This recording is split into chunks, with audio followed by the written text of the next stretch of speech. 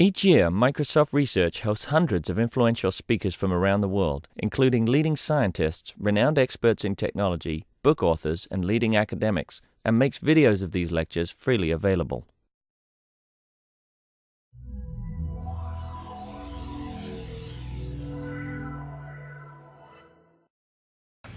It's my great pleasure to introduce Neha Rangta. She is a PhD candidate from Brigham Young University, and she works with Eric Mercer. And she's also worked a lot with Willem Visser, who was at NASA for a while and now is at Seven Networks. Now she is really interested in using guided search and randomization techniques to to address the state space explosion problem that shows up in model checking and concurrency testing. And she received the Google Anita Borg Scholarship in 2007, and she developed a guided test framework for the Java Pathfinder Model Checker as part of the Google Summer of Code. So, Neha? Thank you, Madan. Thank you for the very kind introduction. As Madan said, I am Neha Rangta, and today my talk is going to be on abstraction-guided symbolic execution for essentially testing concurrent programs. And this is a joint work with my advisor, Eric Mercer, and Willem Visser, who is currently at Seven Networks. So just to kind of provide an introduction, the problem that we are trying to solve, and even in this contrived example, it illustrates essentially the kind of errors or the problems that we are trying to detect. So in this simple program, we have two threads, thread A and B, that operate on the shared variable element and just try to see, initially the element has an integer variable that is initialized to 1. And what thread A does is acquires a lock on element, checks its value, and we see what the function does, and unlocks the element. All check is doing is saying if the variable that is contained within the element object is greater than 9, then throw an exception. While thread B has a data input variable, x, and if its value is greater than 18, then it calls this series of acquires a lock on element, resets its value, and unlocks. And all reset does is sets it to 11, which is, nudge, nudge, greater than 9, and kind of is the condition. So what are the conditions that will lead to this exception that we are trying to raise? If we simply execute thread A that acquires the lock, checks the value, unlocks the variable, then no exception because it is initialized to 1 and it's never greater than 9. In another scenario, if we start executing thread B, which has a data input, it seeks the input to the value x and checks if that's greater than 18. And just before the lock, if it context switches and goes to running thread A again, this exception still won't be raised. However, in the final scenario, if thread B actually runs to completion where it says finds a data input which is greater than 18, which acquires a lock on element, resets it, and then unlocks it, and finally, if we run thread A, voila, we'll have our exception. So among all these, even in this little contrived example, among the different scenarios, it was a very specific, data schedule, data variable, and thread schedule that led to us leading to this exception state. So the problem that we are trying to address is how do we automate finding the error? In this case, it was the exception. And it can translate to any concurrency-related errors such as deadlocks, race conditions, or any other reachability properties. There's a huge body of work in this area, and this is a very small smattering of it. It doesn't even do justice, but I had to fit it on one slide. So we have the static analysis techniques which report possible errors that may exist in the program using more imprecise analysis in order to scale to larger systems. We have JLint and find bugs that do more of a pattern matching things, while SpecSharp and ESC Java do a little more on the verification and are a little more precise than JLint and find bugs, while Racer, X, and Chord sort of lie in between. We have the model checking world, which is very precise, sound, and reports all possible errors. But unfortunately, it doesn't scale to large systems. We have our Java Pathfinder, the SLAM toolkit, BLAST, SPIN, BOGOR. We have a whole plethora of model checkers there. Dynamic analysis kind of does the instrument code and monitor at runtime. It may miss certain errors like contest, race finder. I didn't know where to quite put chess, so for now it's in dynamic analysis. It could very well go in model checking because it's more systematic. But and on the other end of the spectrum, we have symbolic execution, where which substitute symbolic values for data variables and tries to detect feasible paths through the program to find errors. It does have a high constraint solving cost associated with it, which makes it kind of ineffective in concurrent programs, but it's been shown to be very effective in sequential programs and test generations. So among these boxes, the one thing that if you see is missing is testing.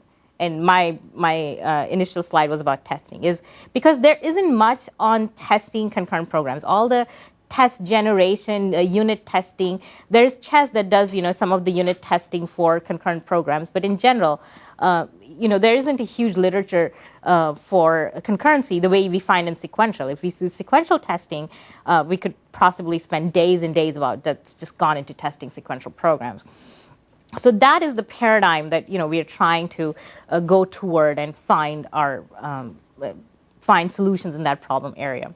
So sort of the systematic verification technique kind of does this. You have a program state with in a concrete where you have different threads. Each thread has its own runtime stack, its local variables, what the current program location it is at, and then we have a set of we have a global variables and a heap, which when we give into a runtime environment, it systematically can give us all possible successors of that state. So something like even Chess is basically a modified runtime environment which can systematically allow you to give the successors. Java Pathfinder is a modified Java virtual machine that gives you that control, even Spin. Now, when we add an addition of like data input, we've just added to our program state the data input variables and their symbolic representations, and also a path constraint that represents the set of constraints over these data input variables that need to be satisfied for a path to be feasible. So what are some of the tools that allow such a kind of a program state? Actually, not too many. We have a symbolic extension of the Java Pathfinder that lets us do that. Something maybe a combination of Chess and PEX possibly could let us do a very similar thing. And then there is concurrent concolic testing, JQt, tool developed by Kaushik Sen and Darko Marinov that does a similar kind of things. So sort of in high level, what systematically generate the successors, given a state, it'll explore all possible thread schedules. So in this case, if there are 3 threads. For each thread, to check for data non-determinism, what it checks is say, if I'm at a conditional branch statement that contains symbolic variables of primitive data type, at that point, there can be 2 possible successors. One, where we find assignments to the data input variables where the true branch can be executed, and 2, where we can find a set of assignments where the false branch can be executed. The negation of the constraint can be executed.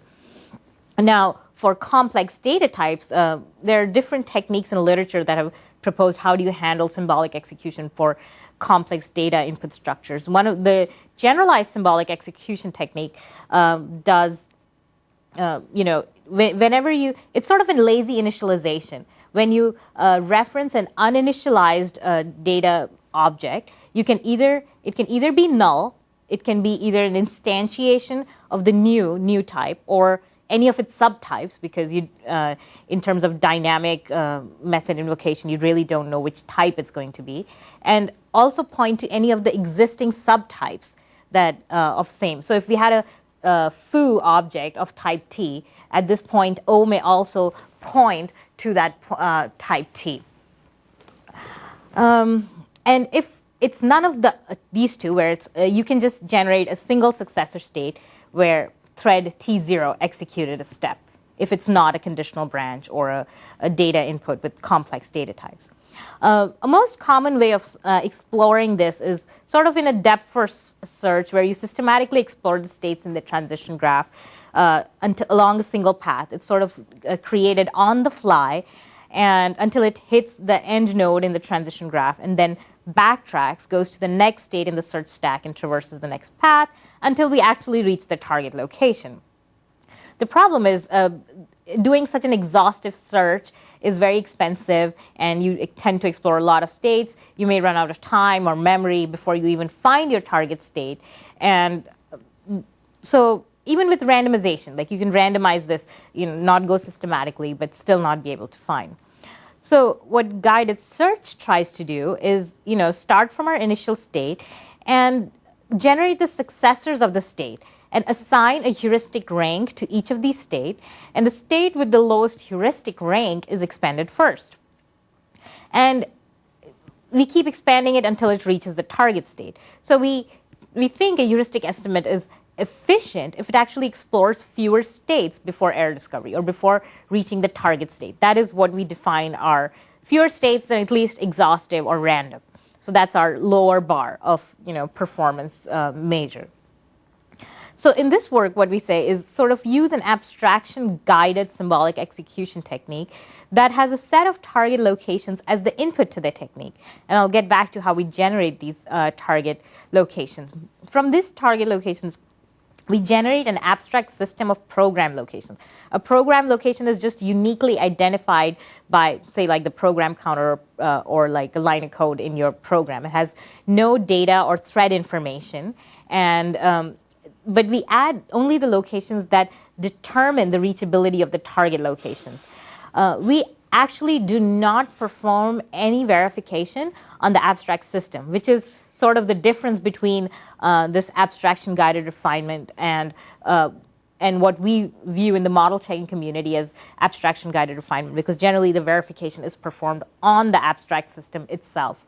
So we just use the abstract system to guide the symbolic execution, to guide the state generation in the runtime environment.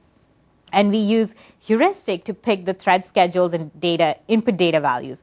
And we keep refining the abstract system when we're stuck, where we cannot proceed further execution. And we'll give that with an example. So this is just sort of a very high level picture of the technique, where it says, okay, you have a target locations, a set of it can be a set of target locations, and we compute some control and data dependence analyses to say, okay, this target is control dependent on this conditional statement being true, and there are two definitions of this variable A that actually reach this conditional branch, not killed along the path to the conditional branch.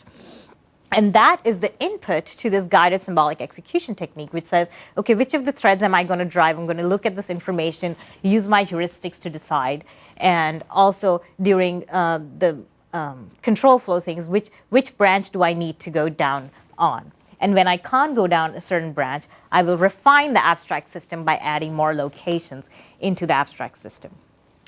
So how do we generate these input target locations? It can be as simple as a user-defined reachability property. Can I ever get to the statement where this exception is raised? Because in a concurrent system, there may be like 3 or 4 threads or that operate on different variables that actually happen to determine the reachability of this target location. The other thing is static analysis tools give you a lot of possible interesting locations. Like, for example, the lock set analysis will give you cyclic lock dependencies, where each of the threads need to be at a lock acquisition location that may result in a deadlock. So there are 2 possible conditions where can the threads even reach those locations? But they may be getting blocked and may not ever reach, because the static analysis mostly ignores the runtime environment of the program, and it's more on the source code. So it's checking the feasibility. Can 2 threads be at the critical section at the same time? Things like that. A lot of the static analysis tools will sort of give possible errors, and we can use those to generate a reachability property into that. Yes? So when you say target location, is it a single PC? Or It's a single PC. So it's a set of target locations means a set of single PC locations, program locations. So. But for your deadlock example, what you need is a pair, right? You want two threads to be in the So it'll just be a set of two locations. So in a sense, we're just not ordering them because by putting them in a tuple, it's just by putting in in a set, it's just I'm just trying to say that because just reaching either one of the PCs. No, so the goal is to have one thread at each target location in the set. That's the goal, given the input, and that may or may not even result in the error. But right now, that's the reachability goal that we are trying to test for, because even they may all be there and still not. It still may not deadlock because maybe the aliasing on the objects is not right, or can be a set of different reasons why it still may not occur. So, like I said, in our abstract system, we have a set of program locations. Now, these program locations just are essentially a subset of the control locations that you find in the control flow graphs of your system. It's basically a coarser abstraction of the control flow graph. And we use, and we only keep the locations that actually determine the reachability of the target locations, and again, contain no data or thread information. Just a very quick introduction to control flow graphs. A control flow graph has a start node, end node, has branch statements where it can go to two possible successors, call sites, which can invoke another procedure, and has this call site edge. So there are different kinds of locations in the abstract system. One is, of course, the target locations and all possible start locations of the program. Where all can the program start at? We add call sequences that lead from the start of the program to the target locations. And we have branch statements that determine the reachability of these call sites and these target locations. Definitions of variables that are in the branch predicates of the conditional statements that we just added, and synchronization locations. And I know that's a lot. We'll just go through each of them individually. So returning to our example, this throw exception is our target location. So we add that to our abstract system, and there are two possible start locations. One, where thread A is running, and two, where thread B is running. It's start locations of those. And this is, again, just a single program location and has no thread information, but it's just a start location in the program. So to add call sites and start location, we go through sequences of call sites from the beginning of the start of the program that leads to the procedure that contains a target location. And we add the call site and the start location of the callee. So in this, we have function check that leads from the start of the program to the function that contains this exception. So we add those corresponding program locations. Here's the call, and here's the start corresponding to the call. Then we add conditional statements. We compute a control dependence analysis to see are there conditional statements that affect the reachability. And we do it at a nested level. So there may be another conditional dependence control conditional statement that determines the reachability of the next conditional statement. And we say, okay, in this case, we have a conditional statement if element.e is greater than 9. The exception is control dependent on this conditional statement being true. Hence, we add that to our abstract system. The other thing we add is there are variables in the branch predicate of the conditional statements that we just added.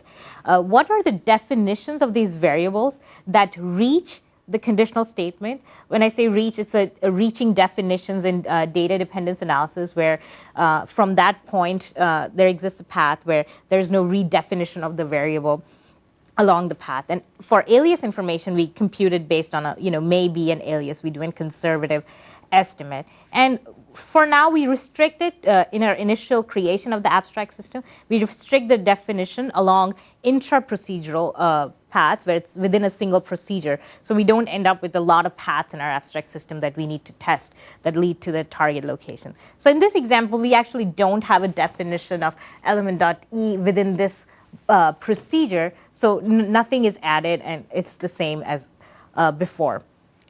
Yes? Do you assume the program is data race free in computing the... No, we don't assume that. So we can be looking for, there may be another data race, but, we don't really care if there is or not. So When you have another thread kill a definition on a variable, for example, with protected by well, if there is so since the abstract system, it doesn't really look at thread interactions. So if just in the control flow graph, there's a path along, so another thread can kill the definition on a totally different path in your control flow graph, and that's valid. We're just looking for a single path through the control flow system that says along that path is it killed. So since we don't keep any of the thread interactions between the things, so and there do exist those, so and that's part of the refinement. Like maybe that other thread needed to redefine that variable for us to really go to that location. So sort of you do that automatically though as a refinement procedure when we can't go down the conditional branch or can't get to our target location. So finally, we have the synchronization operation, where if there is a lock acquired at along a path to the locations that we just added in our abstract system, and the corresponding lock relinquish locations. And for now, we're just looking at explicit locking. So we're like, lock A or unlock A. So in this case, we've added check. So along this path, we acquire lock, and so its corresponding thing is also unlock. And so these are the final, after we've generated our abstract system, these are the locations in our abstract system. Now, note, the ones we generated, thread B had nothing to do with it, at least in our initial, the way we defined our initial generation of our abstract system. So there's no elements from thread B. And we add edges, and of course, we keep generating these locations until we reach a fixed point. And we are guaranteed to terminate even in presence of loops or recursion because there's no data or thread information. We just add a cycle in your abstract system and you're done. And it's just unique program locations. So we are guaranteed to terminate. Then we add the edges between. And these edges are kind of just based on the control flow edges. Like if there exists a path from A, just use that to basically collapsing all the intermediate states that do not exist in the abstract system and add an edge between one node to another is how we add the edges. So now the input to the guided symbolic execution is actually a single trace that leads from the start of the program, one of the starts of the program, to a target location. And in this case, there's only one path that leads from the start to this target location, going from thread A start to the exception. This is the same abstract trace. Now, when there are multiple target locations, there for like the deadlock, there may be two target locations. So in that case, we'll have an abstract trace set where there exists an abstract trace from a start of the program to each of the target locations. Now, since there's branching and there may be multiple abstract traces to a single target location, what we do is generate them separately and distribute them on different computation nodes, because what we want to really test is the feasibility of is one of the things reachable. So we just distribute it on different computation nodes and says, right now we're not checking for like completeness, but as soon as one finds the target location or the goal state, because all the threads are at their corresponding target locations, we can say yes or error trace or here's a trace to the goal state. So the intuition between what guided symbolic execution. What do you do when you have loops? Because you can have So what we do when we have loops is kind of do not consider the cycle. So to generate the finite path length, we actually just remove any back edges in our abstract system. Now, that loop actually says there's a cyclic dependency between different locations. So, and our heuristics are actually smart enough to keep going through those cyclic dependencies as many times as they need to be to drive to the next location outside the cyclic dependencies. So we actually can get out of without having to figure out a bound as to how many times to unroll the dependency, and just while generating the abstract trace, remove any back edges in the abstract system. So, yeah. So So the error is exposed only after a certain number of loop iterations. Well, it may be like if there is if your cyclic if your data dependency and control dependency, say it's within a loop, right? It's a conditional statement. So in your abstract system, that there will be a loop, like in this. So you arbitrarily prune basically loops. That's the answer. Right. I literally Because prune. it's not sound by any means. No. in a sense. Yeah. And also because you work at the abstract level, you may have many more loops than at the concrete level. So you have spurious loops basically. Right. Also. And the verification is not on the abstract system. Right. So Here and you're talking about abstract traces. So you can have, if you look at the control flow graph of the program, Right. you can have lots of loops, for instance. Right. And Hutus, etc., which may actually not be feasible. which may not be feasible, or even if That's what basically you were talking about Right. here, don't know. right, and even if say the concrete execution needs to execute it 3 times, a certain loop before it can get to the next location in the abstract system, we have like a heuristic that keeps driving the thread to the next location in the abstract system. So essentially, it'll keep driving the thread through the concrete loop, like in the concrete program behavior space, even though the loop doesn't exist in the abstract trace that I've given the symbolic execution that it's guiding for. So, but you use the abstract traces to generate input values. So, what do you use the traces for? So the traces is just to say drive each, and I'll just come to write that in. So the idea is, so here's your abstract trace, L0, and for simplicity, let's assume we have just one target location, in this case, L1. So what we want to create is a corresponding sequence of program states, which have the thread and data and all the information in our runtime environment. We want to create this corresponding sequence of program state that contains a location for each of the abstract trace locations. So and I'll give it a little more in detail. So of course, the size of the program state is much larger than your abstract trace. And to abstract and what it means to map is, here's your program state. We just saw all the threads, local variables, data input variables, everything. And we push it through an abstraction function. It will give us a single program location, which matches this single program location is the current program location of the most recently executed thread in your runtime environment. So when you've given a program state, it gives you a successor back. And the program location of your most recently executed thread is essentially the abstract location, abstract state for this entire huge program state. And what we try to do is use that abstraction function to map from my concrete trace, feasible execution trace for a better term, to corresponding. So in this case, S0 maps to L0, while S2 maps to L1. That's what we're trying to do, like find these sequence of states within the sequence of program states in our feasible execution path generated by the symbolic execution technique. Now, there may be states that do not have any mapping to any program location in the abstract trace. But that's fine because we are trying to fill in the locations automatically between the 2 interesting points that we really care about. Does that answer your question? Or are we using... So 5S is a concrete... Yeah, it's a feasible execution. It's a concrete symbolic execution. You're right. And you're using pi A to guide... To generate this. So to generate... There is some exploration involved in generating... Right, of course, yes.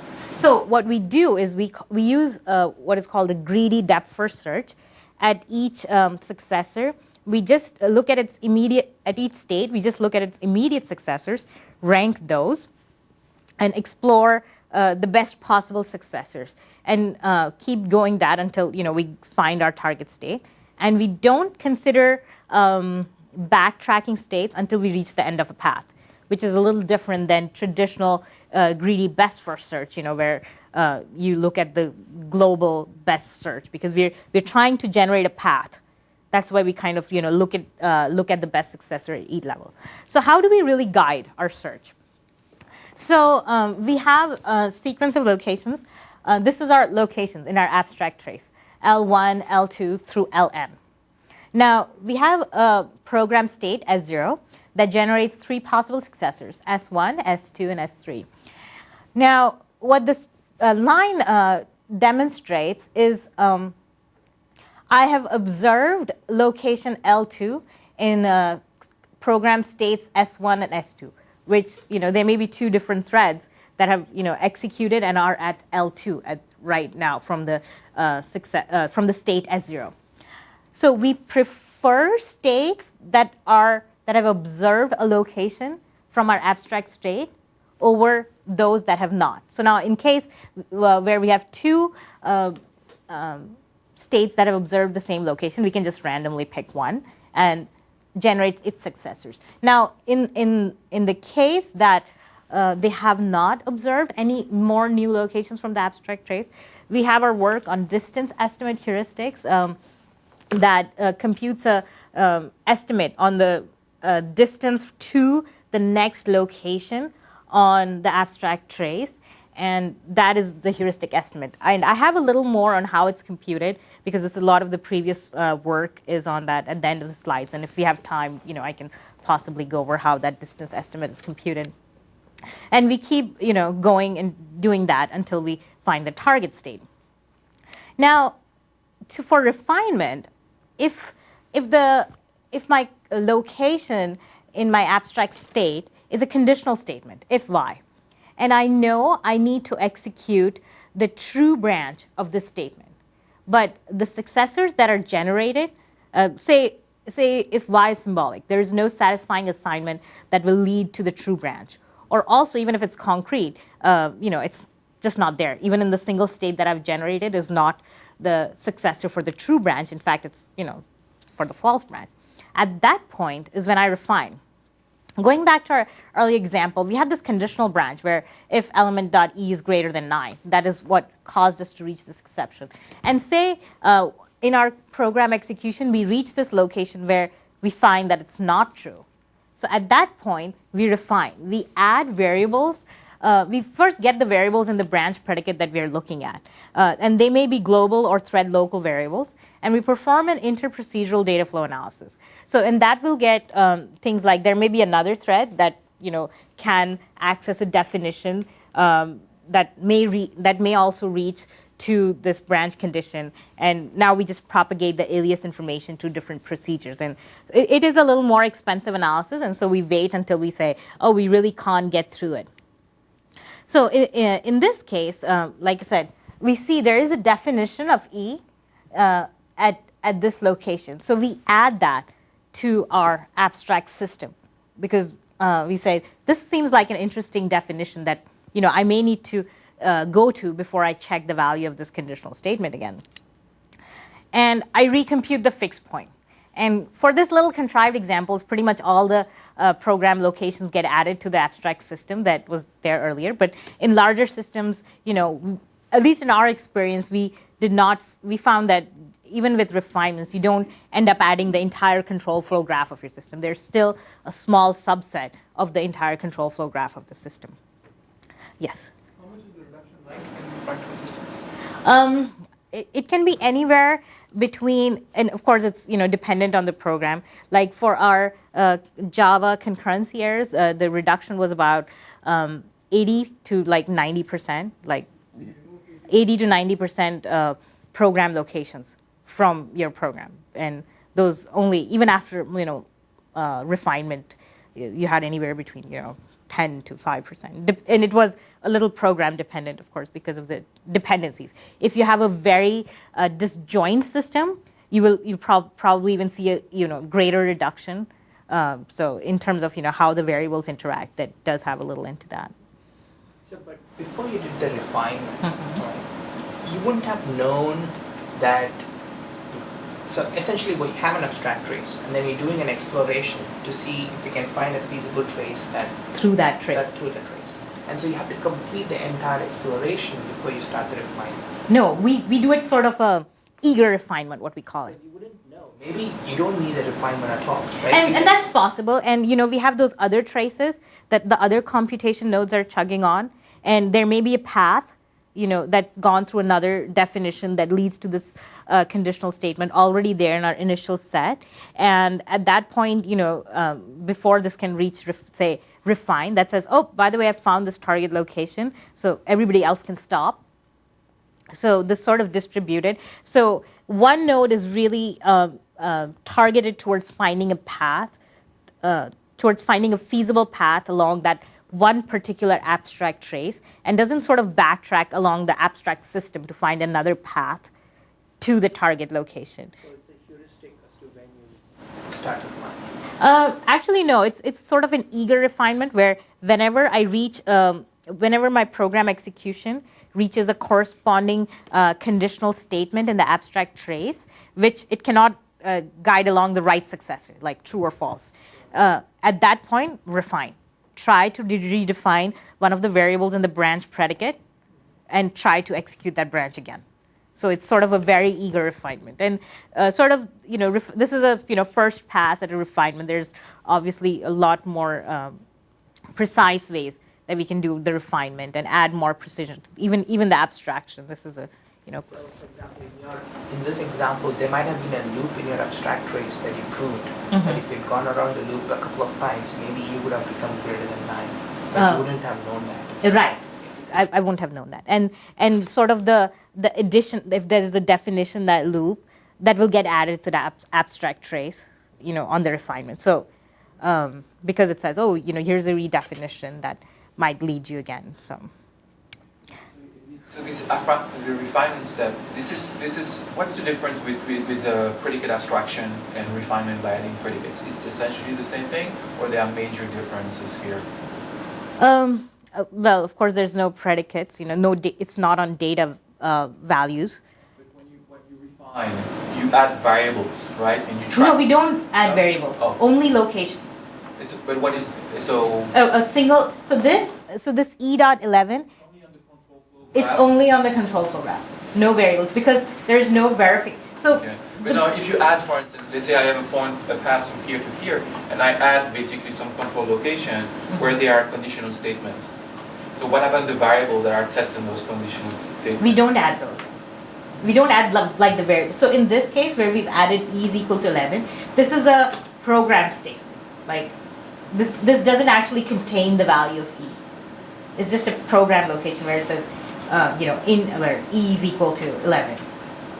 I don't know. So I guess the biggest difference is we don't actually verify the abstract system based on what the predicate abstraction does. And the abstract system has no data values at all. And neither does the refinement add any data values per se. It's only program locations that are added. Essentially, I think of what you're doing as more like a progressive slicing, static slicing. So, for example, if you did all refinements in the beginning, you end up with a static slice of a program that affects this particular location. Yes, I think that's a good comparison. Progressively trying to slice. And slice for maybe a concurrent program and use. And again, this, if my understanding is right, we're not executing that on that slice or on that on this abstraction. It's just sort of a set of interesting points. It's almost like you have a fingerprint, and you don't need to store the entire fingerprint to identify whose fingerprint there is. You have this 7 or 8 key locations on your fingerprint that is good enough to identify, which.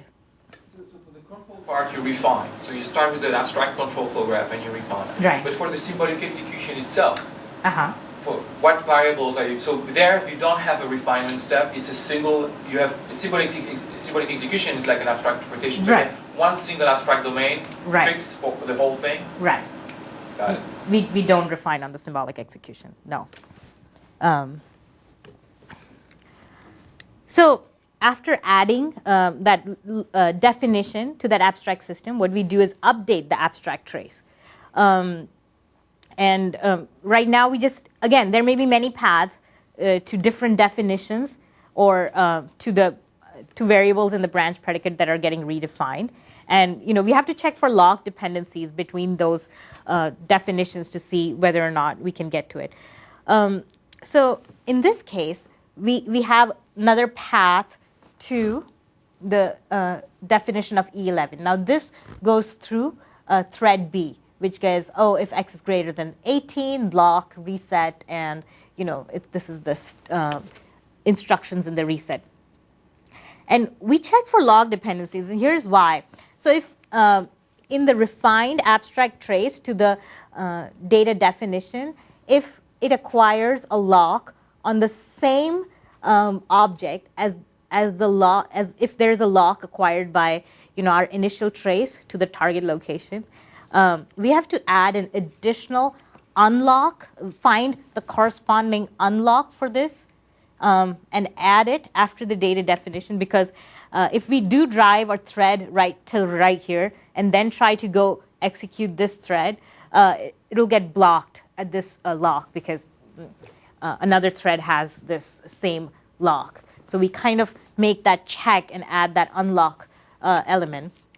And sort of this is our new refined abstract trace. What it does is, we have the definition, I did my unlock, and now go re-execute this original abstract trace. And, sorry. How do you locate the unlock? So in our since I'm right now restricting to explicit locking, for each corresponding lock that the abstract system, I've also added the unlock for that. But you have to keep track of the data limit on this interface, right? Because you don't know which one the unlock is going to, which lock the unlock is actually going to. Well, in the explicit log, you do kind of know which object it's acquired a lock on, and the corresponding unlock for that you can map statically.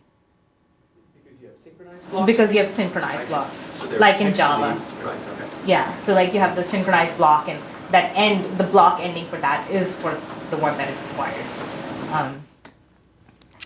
And then we sort of restart our symbolic execution back from S0. So sort of an eager refinement technique.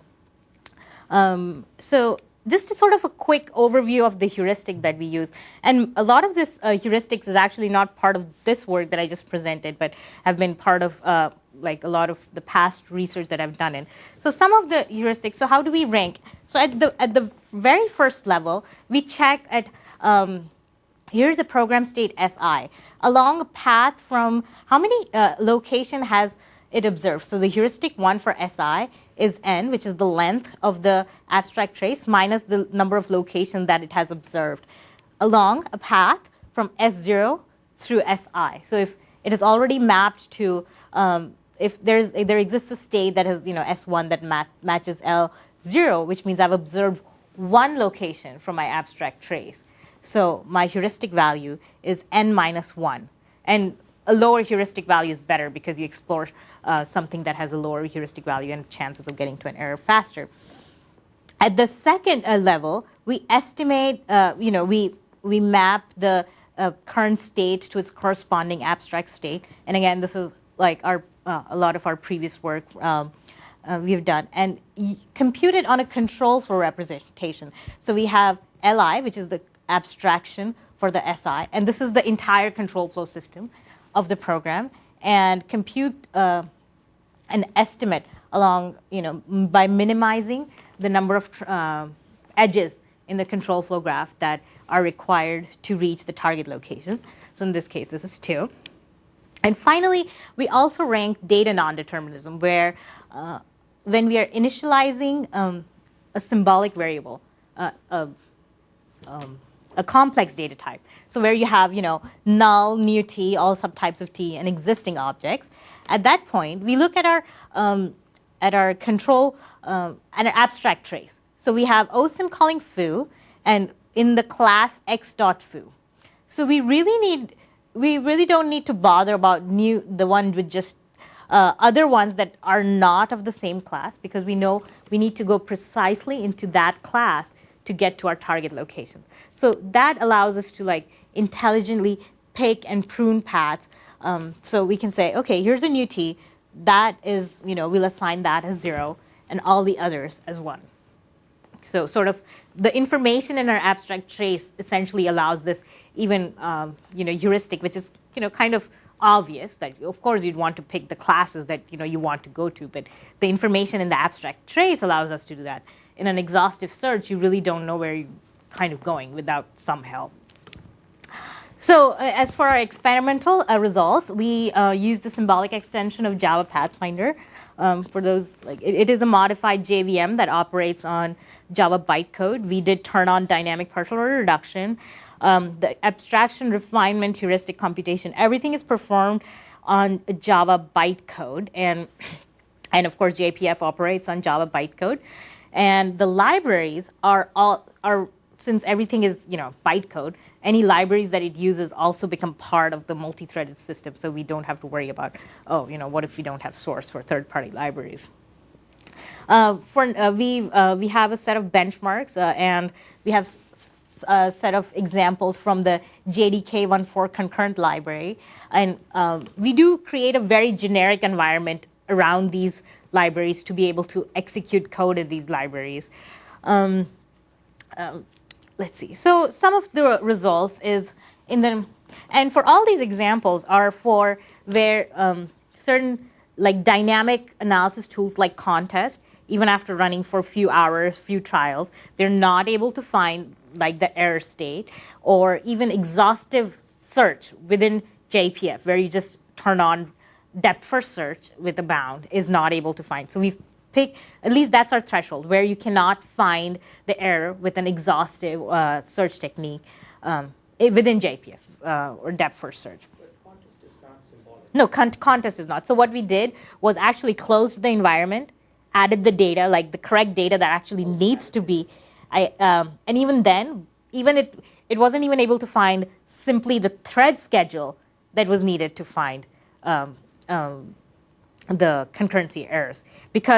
And what we've done is kind of, in order to mimic a little more of the real, it's not of course the real world, but we have say 20 threads running, but it's just the interaction of 2 threads that actually need to get to the error state. So when you run it in a dynamic with no control, with no just sort of adding perturbations like Contest does to the runtime environment, it's doing that to all the threads. It's not using it's not doing it any sort of way to say what is a better way to do it in that sense. So that's why it doesn't. So those are the models. If you make a simple enough model with just 2 threads doing 10 operations, most tools, techniques will be able to find that error. But when you have a lot of interactions going on, a lot of threads, even operating in a small system with, say, 100 lines of source code, the behavior space becomes so large that, without something a little more, guided sort of, or, with information, it doesn't fall. So how many threads? So this is actually the number of threads, total number of threads. The parameters is actually the total number of threads in the system. And what's the second parameter? So it's 9 plus 1, so it's 10 threads. So this each number represents the number of symmetric threads. So 9 symmetric threads, then there's another symmetric thread, and things like that. And these have 2 threads. We can add more threads, and that makes exhaustive and Contest even worse. So, but even with 2 threads, and given the right data input. So any dynamic analysis we did was with closing the environment in respect to data input. And so originally I had said that there, and this is a fairly good reduction. You just look at, this is the total running time, the total time taken to generate the abstract system, the time taken to do state generation, the time taken to do refinement. So this is total time, end to wall clock time, end to end. And so, but for what we do is we had, when we said, there can be multiple abstract traces to the target location. We do distribute them on a large number of nodes, and as soon as one says, oh, found one, we terminate the others. And to progressively, and even then you can still have a large number of abstract traces. So to pick our initial state, what we'll do is restrict the number of call sites. So along the shortest number of call sites, let's start with that. So we can kind of intelligently even pick, and if we don't find it, we can keep moving on. So here's the total trace length for our. So you see, it's not that much, and yes. So the times you showed, were they for one node to find it? Or Yes, for one node. So how many nodes did you run? Did I report it here? So since we like pick initial, I've not reported here, but what we do is to pick initial abstract traces, we restrict it to the shortest paths that contain the smallest number of call sites from the start to the target location. So we ended up running between 5 and 17 for our set, and we found our errors within those, like initial set, and it's so like the smallest example had 5, so there were 5 traces that had the shortest number of call sites that led from the start to the target, and for at least our benchmarks we found within the shortest number of call sites, but we can progressively keep adding more call sites to it. So the biggest one I think was 17. So in the sense, you have to give the target locations. So you knew there was an error, and you know where the error. Okay. So I had to give the target locations, and in the sense where, say, Jalen told me there is a possible deadlock between these two things. So I said, okay, find those, give it to my sort of static intermediate thing that actually finds the corresponding source in the program and, spits it out as, a set of target locations. And so I don't know whether they're reachable or not. And, well, in these benchmarks, they are. And so one of the future work things is, so what can we learn when they're not? I mean, we're doing so much work. I mean, and it's very feasible that it's not reachable. Can we like rank sort of the feasibility or rank what some measure? Can we assign like some number? It's like, oh, we think there's a 0.9 probability that this is really feasible, but there's this pesky little branch condition that I can't go down.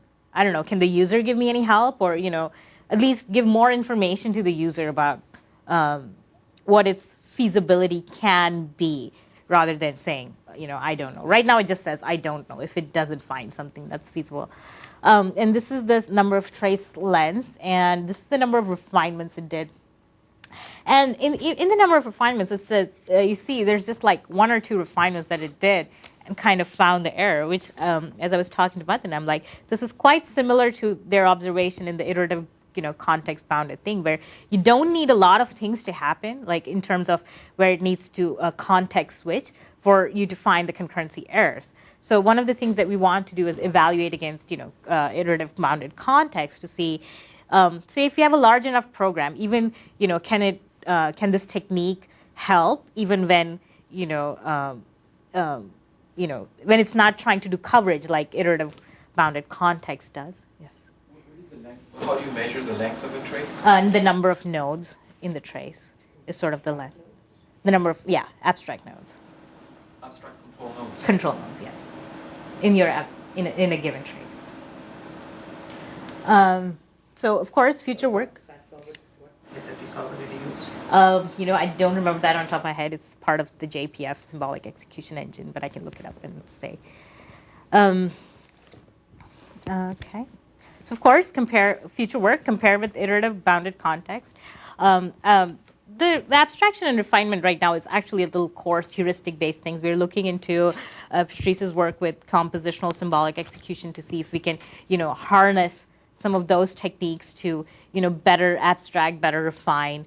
Can we do test case generation using the abstract model? But, the hard part is what would we run those tests? Run those tests with. But that's definitely a very, avenue for future work. The other thing is, how do we rank the likelihood of reaching a target location when the path to the target is not found in the execution techniques? And of course, we want to look at richer synchronization constructs, because right now we're just looking at synchronization blocks, explicit locking, and so which we know here's an acquired. But what happens in terms of waits and sleeps and notifies? I think in C# that's pulse all, pulse some. That's it.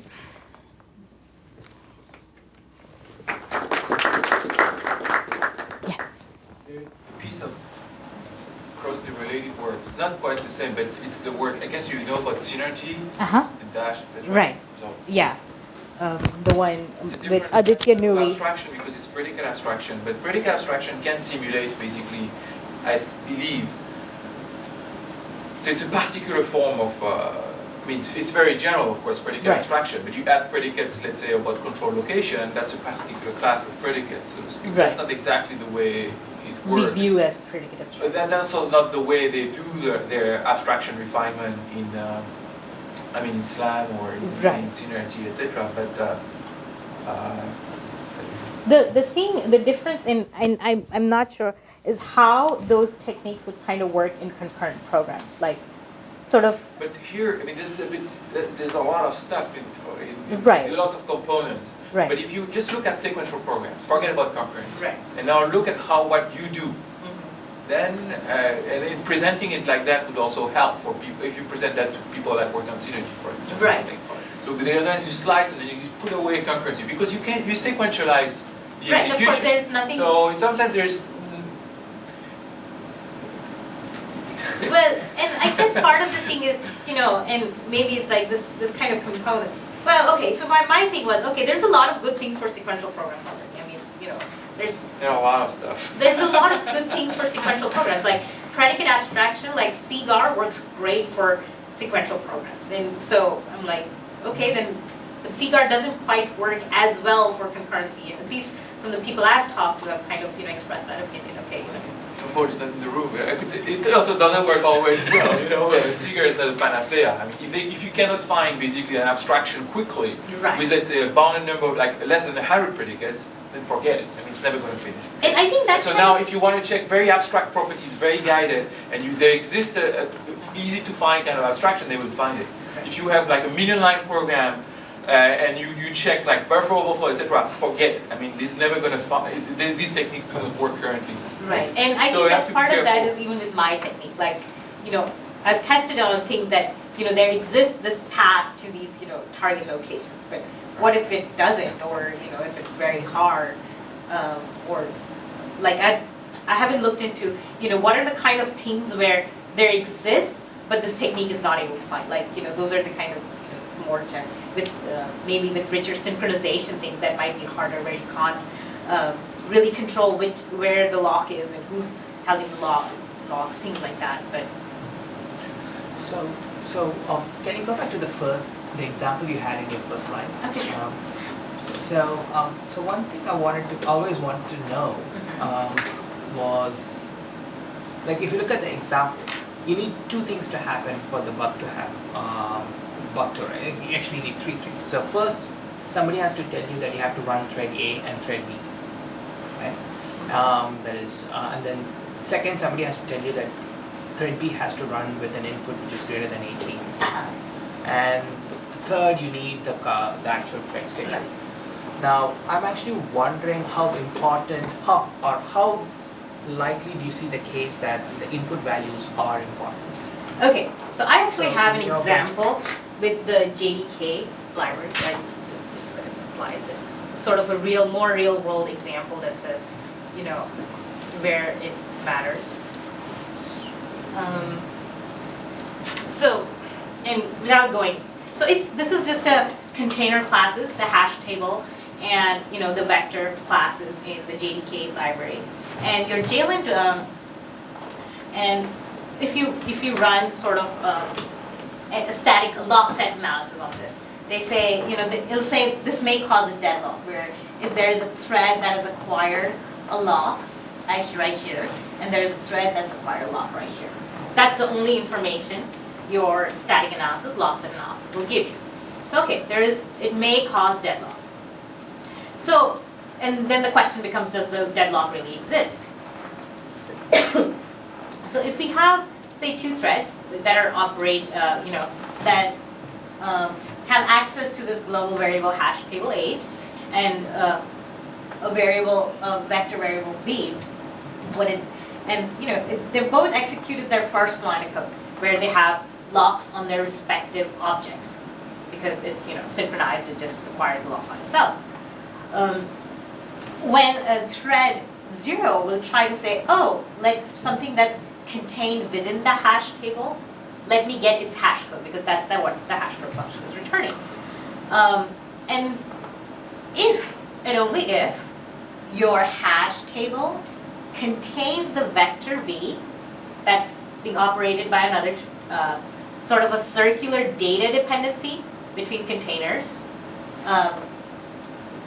it'll say thread is blocked because it's trying to acquire a lock that's already held by thread T1, which is saying, what thread T1 is saying is, let me call equals because I'm checking whether it's an index of.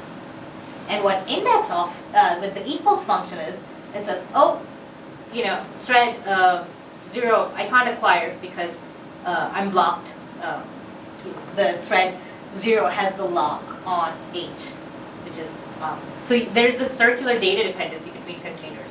And also, they both had to check after acquiring the lock on their respective things. Because, if one kind of just finished to completion when the other did it, it was, that would have been fine. And we would not have been, in trouble. So this kind of errors, like, right now, and I've studied more just of library code, it's especially true in library code where, say the designers and developers to think of, certain input. And we did go back and kind of, read documentation extensively, like, are they even saying that don't use it this way? And it wasn't there, so we're like, okay, we assume that this is a real error in the JDK, and well, or at least in that usage, like, at least we can say, oh, by the way, don't use circular, data containers, or, do your own checking if you're even doing it, even if you're, don't rely on the locks that, because these libraries are thread safe. So in that sense, we should not have the deadlock this actually gives us. So, and there are similar other examples, like even a race condition and things from thread safe library that result from both data and thread. So I don't, there's of course errors, concurrency errors that are just caused by thread schedules, or that are just caused by data values, like, given that specific data value, any thread schedule will lead to the error, and vice versa, but also, like, we're really interested in those problems where it's both data and thread that actually lead to the error. In your performance numbers, you have, the programs are smaller. Have you tried, because they're smaller, that means that you could potentially try an exhaustive search? An exhaustive doesn't work on those. Not even on these smaller? No. With 20 threads. With 20 threads, it just blows up in your face. Even so, because it's not just the source lines that is, And you need the 20 threads to... no, it's kind of... trigger the error? No. For the error, you just need the 2 threads. That's the 20 threads are to sort of say, this is a very coarse trying to mimic the real world, where, if you extract from any real world system, the things that cause the error and run a model, create a model of that and run the model checker, and we'll find the error. The goal is to try to go to those, programs where they do have those, 20 or 50 threads in a thread pool running, but only 2 really leading to the error, where it can be like really just guide and test those 2 to the error location instead of, just systematic, because that's where systematic fails, and that's where we'd like to go, is actually get some real world programs like that, instead of just doing it on toy examples, but say, here's a real world program that actually runs 50 threads, and can it then find an error within the real world program. So sort of that's our end goal with the work. So one of the biggest problems that we have is to find a concurrency error for the second time. So in the sense, we have a stress test that crashes. Never crashed in the past 3 months, it crashes now. So you actually have the stack trace number, so you know exactly what the PC locations are. And now I'm going to give you the same program, the same inputs, and your problem of like trying to figure out how to reach that particular PC location. I think that's an important problem. Right. So you're saying even given the stack trace, it's hard to recreate. Well, given a stack trace, then this can just kind of walk through it. If there is a lot of ifs in here, because the biggest problem is environment generation, sort of closing, and trying to get that program running into like JVM.